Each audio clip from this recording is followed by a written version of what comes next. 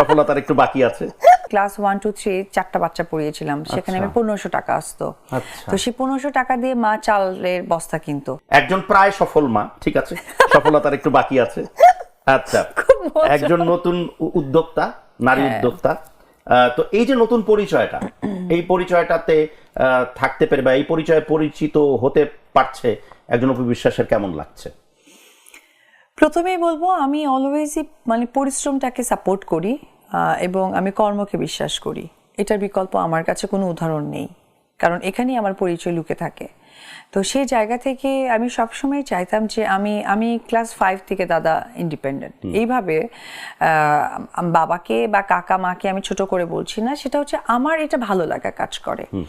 আমি যেমন ক্লাস 5-এ যখন আমি বৃত্তি পেয়েছি, তখন আমি যেহেতু অনেক ছোট থেকে নাচ করি, আমি দুজনকে নাচ শেখাতাম, আমাকে 300-600 টাকা দিত।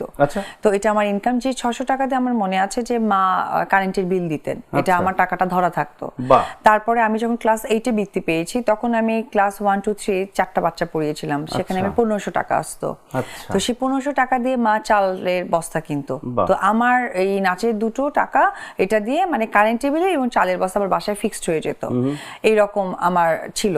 তো সেই জায়গা থেকে কিন্তু আমি সিনেমায় আসা দাদা, আমি সিনেমায় কতটা ব্যস্ততার সাথে কাজ করেছি তোমরা দেখেছো কাছে থেকে, এবং আমার দর্শকরাও দেখেছে।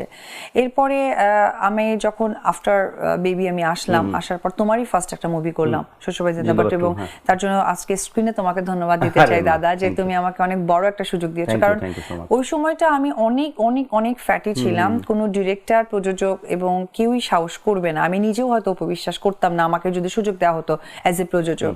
তো সেটা করে দিয়েছো, এবং তারপরে আমার দর্শকদেরকে ধন্যবাদ যে আমাকে একটা সুন্দর জার্নি স্টার্ট করে দিয়েছে তাদের ভালোবাসায়। এর পরবর্তী সময় আমার কাছে মনে হয়েছে যে আমি যেহেতু একজন নায়িকা, অবশ্যই সাথে সাথে আমার একটা দায়িত্ব জায়গাটা বেড়ে গেছে, আমি একটা মাও বটে। তো আমার কাছ থেকে দর্শকরা কি শিখবে বা আমি 8-10টা মেয়েকে আমি কি শেখাতে পারি, তার পাশাপাশি আমার এই বিজনেসের কারণ দুটো। একটা হচ্ছে আমি একটা পার্লার দিয়েছি, সাথে ক্যাফে দিয়েছি, এবং সাথে একটা কসমেটিক স্টোর দিয়েছি। তো যেহেতু পার্লার অ্যান্ড ক্যাফের পেছনে আমার দুটো চিন্তাধারা যুক্ত আছে, যেটা হয়তো সময় সাপেক্ষে তোমরা দেখতেও পারবে। সেটা হচ্ছে পার্লারে আমি চাই যে কিছু কিছু নারীরা আছে, যে নারীগুলো হচ্ছে তোমার অনেকটাই বঞ্চিত, সমাজ বলবো না, পারিবারিকভাবে বঞ্চিত। ফর এক্সাম্পল ধরো, আমি কাছে থেকে অনেক নারীদের সাথে এভাবে কথা বলা, একটা বাচ্চা হয়ে গেছে, আই ডোন্ট নো এটা লাক কিনা মেয়েদের আমি জানি না, একটা বাচ্চা হওয়ার পরে না একটা ডিভোর্স চলে আসে, সেটা খুবই দুঃখের এবং এটা মেনে নেওয়া যায় না। হ্যাঁ, কারণ কি দেখো, বাচ্চাটা কি শুধু একা মেয়েটার তা কিন্তু নয়, বাচ্চাটা কিন্তু তার হাজবেন্ডেরও বা বাবারও দায়বদ্ধতা থাকে, কিন্তু কোথায় জানি না সমাজ ব্যবস্থা এই জায়গাটা একদম চুপ।